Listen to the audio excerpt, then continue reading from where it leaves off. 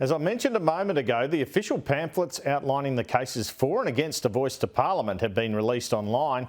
The Yes campaign has taken the approved content of its brochure to create its own glossy version, which you can see on your screen now. But one aspect of the No pamphlet has evoked rage from a supporter of the Yes campaign, constitutional lawyer Greg Craven.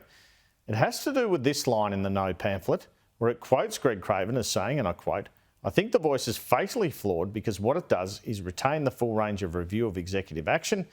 This means the voice can comment on everything from submarines to parking tickets." And then he goes on, "We will have regular judicial interventions." He told a parliamentary committee this in April.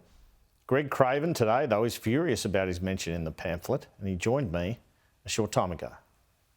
Can you take us through the interaction you had with Peter Dutton's office on using your quote, potentially in the No pamphlet?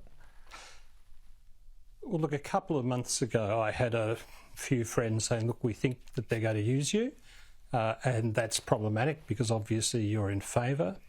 About 6 weeks ago or so, there was an article in The Australian, which I certainly cooperated with, saying that I was absolutely opposed to appearing in the No pamphlet or any pamphlet opposing the referendum. And I believe that naturally, therefore, everyone was on complete notice. And then about a week ago, I had some more friends saying, look, they're going to use you. About 6 days ago, from an obscure part of England, I sent a message to Dutton's office saying, do not use me. Do not use me without attribution. This will be misleading. And I've heard nothing since until I came back to Australia yesterday. And of course, there it was. Okay, so Peter Dutton's office told me that your message a few days ago related to coalition material generally, and they say that if your quote was to be used, it needed to be put in there that you're a voice supporter. Is that roughly accurate? Because they do quote you in the No pamphlet as a voice supporter. Okay, so the message to Dutton was twofold. One was that I thought it would be misleading to use me. The second was it needed to be attributed. Now, from what I've seen of that pamphlet, it's attributed in the sense that it says, oh, Greg Craven, yes, supporter. That's the sort of attribution you get in the 47th line of fine print in an insurance contract that actually says you're not insured. Peter Dutton and his office have known for months that I am a very active voice supporter, that I am campaigning for the voice. It actually takes more than the odd reference to which side you're on to make it clear to people, why am I in there? It's to give the impression that I'm a constitutional lawyer opposed to the voice because of fundamental constitutional problems.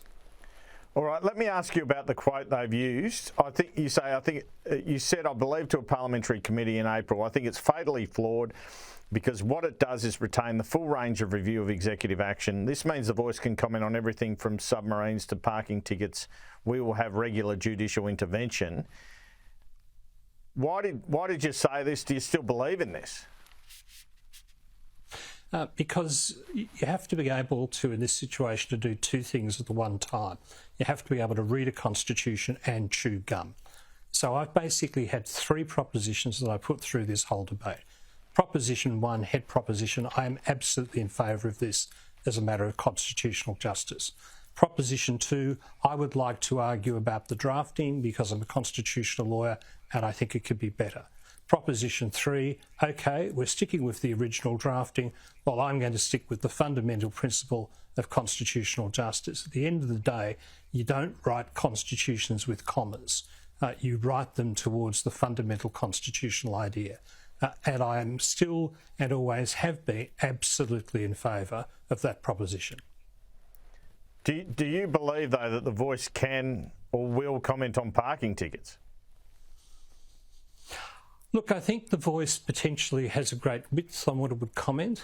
I think that there are going to be two constraining things. One is going to be that if the voice starts commenting on everything from parking tickets to whatever, it will waste its own credibility.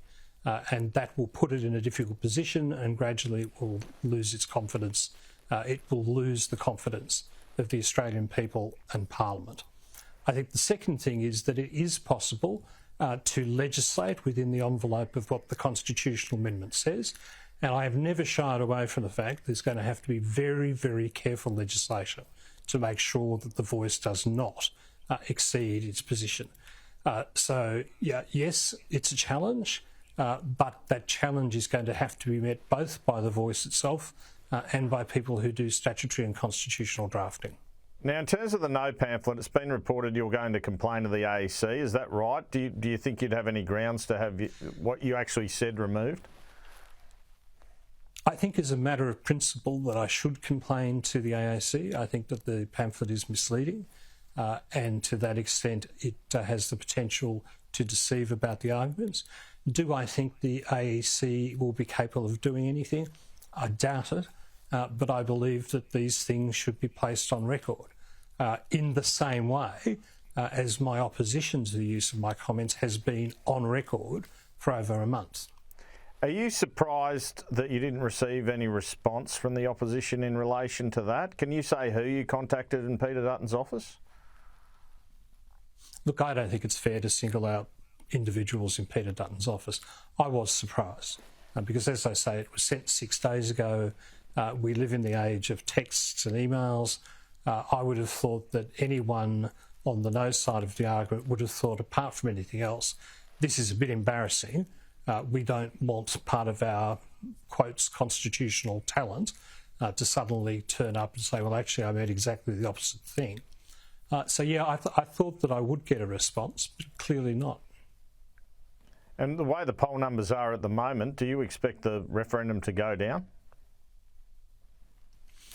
Look, the numbers aren't good. What worries me is that once a referendum starts to go down, it tends to keep going down. What I certainly do think is that there's an enormous amount of resources, intellectual, human, and indeed financial, behind the yes case. What I would be hoping was that those resources were got out there absolutely now, because once a no case, once a person decides to vote no, it's virtually impossible to stop them from voting no. So the time is now, if ever there has been a time for there to be a major assault by the yes case. Greg Craven, thanks so much for your time this afternoon. No problems.